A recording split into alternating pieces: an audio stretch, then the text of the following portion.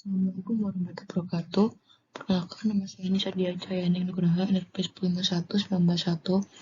1051-19000027 dari Teknik Sementasi Angkatan 2019. Pada kesempatan kali ini saya akan membahas matkul atau mata kuliah sistem konversi daya listrik. Lanjut. Nah, di sini ada source linking. Source linking ini teknologi yang memungkinkan debugging kode sumber rakitan .NET oleh pengembang. Nah, source linking ini dijalankan saat membuat dan menyematkan MAC data kontrol sumber di dalam rakitan dan paket. Nah, tautan sumber menyediakan metadata kontrol sumber untuk menciptakan pengalaman debug yang luar biasa.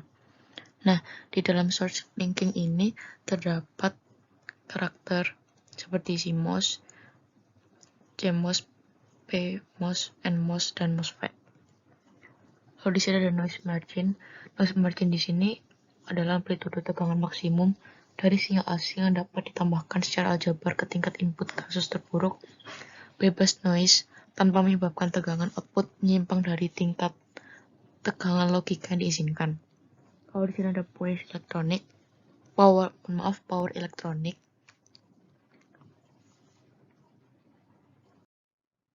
Nah, power elektronik sendiri terbagi ada 3. Yang pertama ada generasi terdistribusi. Yang kedua ada beban elektronika daya. Dan yang ketiga ada konsep. Lalu lanjut. Nah, generasi terdistribusi atau DG. Nah, di sini ada sumber daya terbarukan, yakni ada angin dan fotovoltaik. Lalu ada sel bahan bakar dan turbin mikro. Lalu penyimpanannya di baterai, penyimpanan energi magnetik superkonduktor, dan roda gila. Lalu di sini ada beban elektronik daya, yakni penyesuaian penggerak kecepatan. Yang pertama adalah solusi kualitas daya, pengumpan ganda, lalu ada catu daya yang tidak pernah terputus. Lalu di sini ada pemulih tegangan dinamis, lalu ada transmisi dan distribusi T dan D. Lalu ada tegangan tinggi DC, yakni HVDC, dan tegangan menengah DC.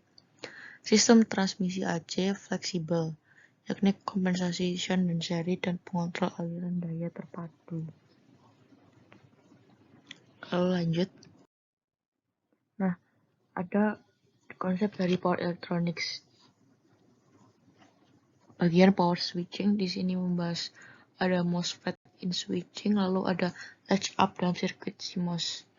Nah, di sini transistor efek medan semikonduktor oksida logam MOSFET, aplikasinya PS pada daya rendah dan frekuensinya tinggi. Perangkat 3 terminal, tiristor D, sumber, source, dan gerbang, gate. Lalu ada saluran pembuangan dan sumber membentuk pasangan terminal daya. Lalu ada sumber dan gerbang membentuk pasangan terminal kontrol. Perangkat melakukan ketika gerbangnya cocok untuk tegangan sumber diterapkan. Lalu ada tegangan gate ke sumber adalah 0. Lalu blok perangkat. Wilayah cut off atau off state ketika di posisi VGS adalah 0.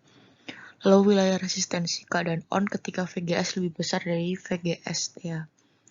Perangkat membutuhkan sirkuit penggerak, namun energi penggerak lebih kecil dibandingkan dengan BCT karena kebutuhan arus steady state gate adalah 0. MOSFET memblokir tegangan positif dan melewati arus positif dan negatif, yakni arus negatif melalui dioda tubuh. Lalu menjadi perangkat pembawa mayoritas, MOSFET tidak menderita kerusakan kedua. Nah, dalam beberapa aplikasi, dioda di tubuh MOSFET ini membuat perangkat sensitif terhadap turn on dV per DTIP yang palsu. Di sini ada forward on, reserve on, cut off, dan di sini ada grafik. Lalu lanjut kita akan membahas tentang latch up dalam sirkuit CMOS. Nah, di sini ada gambar transistor. Rangkaian terdapat transistornya. Lalu di sini transistor bipolar parasit dibentuk oleh substrat dan sumber atau perangkat pembuangan. Latch up terjadi dengan membangun jalur resistansi rendah yang menghubungkan VDD ke VSS. Jika arus substrat yang cukup besar mengalir, VBE perangkat NPN meningkat dan arus kolektornya tumbuh. Hal ini meningkatkan arus melalui air well. VBE perangkat PNP meningkat, semakin meningkat arus substrat. Jika transistor bipolar memenuhi, maka latch up dapat terjadi. Tekanan operasi sirkuit CMOS harus di bawah V latch up. Nah, solusi dalam permasalahan latch up ini yakni kita harus mengurangi air substrat dan meningkatkan doping P substrat dengan kontrol proses, reducing air well, dan resistensi kontak well dengan kontrol proses. Lalu ada teknik layoutnya yakni pemisahan perangkat P dan N agar ring penjaga dan banyak kontak well pada desain. Lalu kita lanjut. Ada perangkat semikonduktor daya. Nah, perangkat semikonduktor daya ini merupakan jantung dari sistem elektronika daya. Banyak perangkat semikonduktor daya seperti triac gate turn-off thyristor atau GTO, transistor daya bipolar BBT atau BCT, MOSFET daya, transistor bipolar gerbang terisolasi IGBT, transistor induksi statis SIT, lalu ada thyristor induksi statis SITH, dan thyristor yang dikendalikan oleh MOS MTC telah muncul. Nah, perangkat switching daya ini bersama dengan sirkuit mikroelektronika baru-baru ini mengantarkan era baru dalam elektronika daya dan sistem kontrol gerak. Nah, di sini ada device dari semikonduktor daya. Ini dibagi jadi 3, ada transistor, ada transmission gate, dan thyristor. Untuk transistor sendiri, di sini ada 2, menggunakan logika PES transistor dan IGBT transistor. Nah, transistor sendiri ini alat semikonduktor yang digunakan sebagai penguat, dan dia ini sebagai sirkuit pemutus dan penyambung arus, yakni switching. Transistor juga bisa untuk stabilisasi tegangan dan modulasi sinyal. Nah, di sini ada logika PAS transistor. Nah, dalam power semikonduktor ini atau perangkat semikonduktor daya ini dinamakan PTL atau PAS transistor logic. Nah, dia ini logika rangkaian elektronik yang digunakan dalam suatu desain sirkuit yang terpadu. Nah, penggunaan dari rangkaian ini dapat mengurangi jumlah transistor yang digunakan untuk merealisasikan berbagai gerbang logika, serta dapat menghilangkan bagian transistor yang tidak diperlukan. Ini sebuah logika transistor. Di sini ada jenis transistor yang di sini IGBT, yakni transistor bipolar gerbang terisolasi. Nah, dia ini menggabungkan satu perangkat input control dengan struktur MOS dan transistor daya bipolar yang bertindak sebagai saklar keluaran. Nah, IGBT ini cocok untuk aplikasi tegangan tinggi dan arus yang tinggi. IGBT ini dirancang untuk menggerakkan aplikasi berdaya tinggi dengan input daya yang rendah. Dan demikian aplikasi khas IGBT sendiri atau IGBT sendiri biasanya kompor induksi. Lalu membahas yang kedua ada transmission gate. Transmission gate ini gerbang analog yang mirip dengan relay. Nah, dia ini dapat melakukan di kedua arah atau blok oleh sinyal kontrol dengan hampir semua potensi tegangan. Nah, saklarnya berbasis CMOS, di mana PMOS melewati 1 tetapi 0 yang kuat, dan NMOS melewati 0 yang kuat tetapi lemah di 1.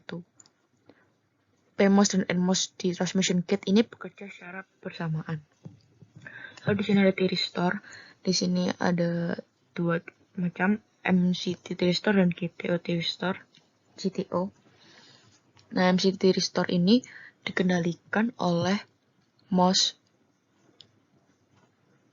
Nah, dia ini memiliki kemampuan tegangan arus dan thyristor melalui gerbang MOS yang digunakan untuk tujuan on dan off.